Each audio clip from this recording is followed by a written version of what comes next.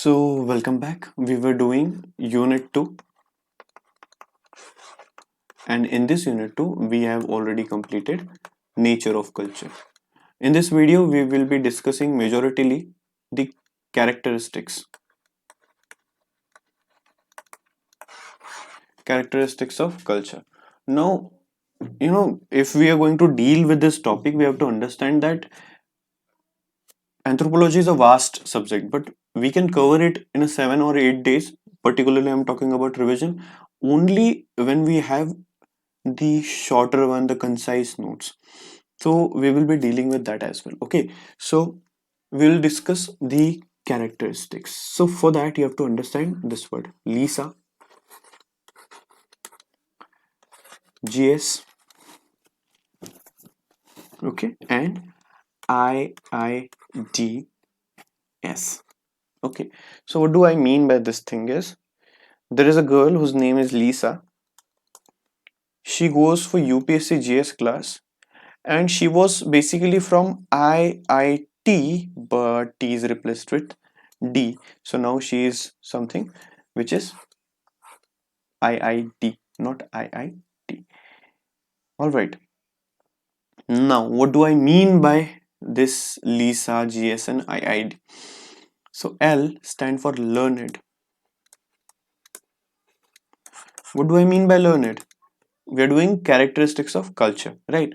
So by learned, I mean that culture is something which we learn. Okay, it is not something that is inherited in us. The way we learn language, we learn English, we learn Hindi, we learn Tamil, or we learn Telugu, or any other language. Culture is also similar. Culture is something that we learn. For example, in certain community, beef is banned. In certain community, it is allowed. So that is a part of the culture. Okay, and that is also part of their culture.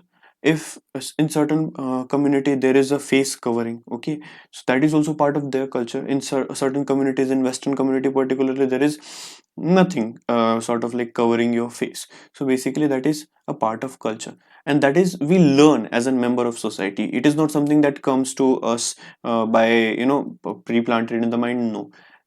For example, hatred, ethnocentrism. What do I mean by ethnocentrism is something that we'll be dealing in the later part of this video. These are certain emotions that we learn. Okay, we don't have these emotions like hatred, jealousy, etc. We don't have these emotions internally. We learn it during the course of our life. So this is something that I want to say, that culture is something that is learned. All right. Then culture. Second part is inculcated. Inculcated. That is we not only learn it, we also transfer it to the next generation. Then culture is stratified. I'll write it down. Okay, stratified. Culture is social. Such culture is gratifying. Okay, okay. Then culture is adaptive here. Okay, then culture is ideational.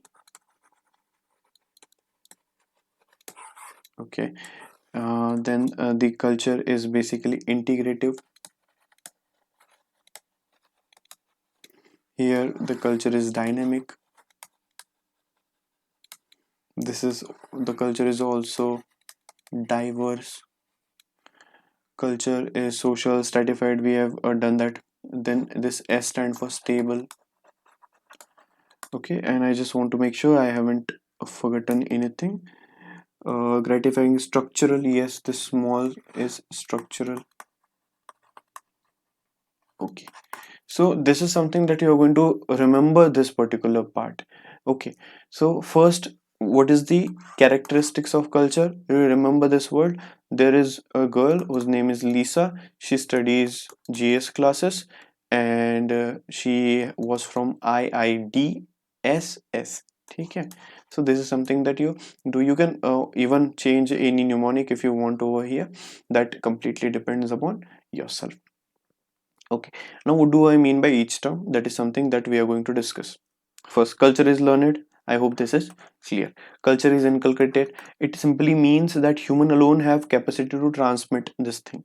Okay, you must not have seen any crow teaching the other crow that you have to put the stones in that pot in order to get the water level high. So that only happens in us, that we teach our children, we teach our the young ones. Then stratified means you have to understand that there are layers. Okay, if this is a complete structure, then there is layers of everything. That is how you have to explain that it is stratified. Adaptive, what do I mean by adaptive? Culture is something that we basically uh, learn it in a way that we have to adapt towards particular things. Now what do I mean by that is a simple fact that we adapt to the climate. Okay, if we are living in some western countries, for example US, UK, sun is limited over there, right? So in order to get more of a sunlight, the clothings are limited. If you move to the tropical area, people usually cover their body part because here there is abundant of sunlight, and that is how we fear of getting tan also. So this is something that are done as a part of adaptation towards it. If you're moving to cold area, we will wear sweater, right? This is nothing but adaptive. Culture is social. I hope it is very simple and you would understand it in a simple way. Culture is something which is definitely social, because that is something we as a human being, as a member of a society, right? And in order to be a member of society, you have to take the help of culture, and that is how it makes a whole angle social. Now if I mean by gratifying, it is something that you have to understand this thing. Just a minute. Okay, fulfills, take. So it is something which fulfills the biological demands. Okay, gratifying in it is fulfill the biological demand. Okay, it fulfills the biological demand and it creates new demand. Okay, so it fulfills some of the demands, and it creates the few of the demands. Then the next is ideational. Basically it means that there is something which is ideal. We as a human being aspires to be that particular thing. So that is the meaning of ideational. Then the second is integrative. Now you may ask, sir, culture is not very much integrative, but if you take in community, then culture will act as an integrative force. But if there are two community with two different culture, then that may not be compatible. But if in a single society, it acts as an integrative one. Culture is dynamic, culture is diverse. That is something we already have discussed in the nature. And culture is a structural, cultural is stable. What do I mean by this is simple. Culture provides stability. In order to survive, human being, culture is very important, and the main role of it is to provide stability to the society, because that is how we are going to evolve as a species. The next is structural. Culture has a structure. Culture is not something which is just assemblage of various unit. No. For example, various social scientists have identified it with the human body. Okay, that it is, if it is a complete human body, there are limbs. Okay, these limbs will combine together to form a whole unit, and that becomes a culture. It is not like if this is just a hand, it becomes a part of culture. Yes, only when it is attached to a body. Otherwise this is useless, right? Because if you can understand that if someone cut off anyone's limb and throw it on the road, it will be useless, right? But if that limb is on the hand, then it becomes useful, and that is what we can say in a structural form. So I hope this particular part is very much clear. Now we are going to deal with the next topic, okay, which is civilization.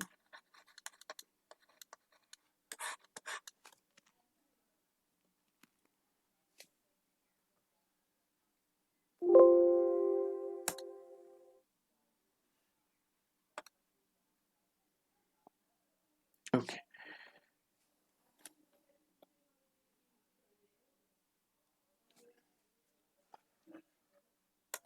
ठीक. So next is civilization that we are going to deal here. Now, what do I mean by civilization? You might have heard Indus Valley civilization. Okay, Mesopotamian, Egyptian, Sumerian, basically. So, what do we mean by this particular term? That is civilization. Civilization in Hindi, it is sabhyata. Now, sabhyata is basically, if we understand it in a literal way, we can say that there is a decency. So, in a society, when we reaches to certain decency, we'll call it as a civilization. Now, in a simple way, I'll tell you what civilization is. Civilization is a simple part, which means it is an apex. If this is the ground level, this is the culture, this will be the civilization.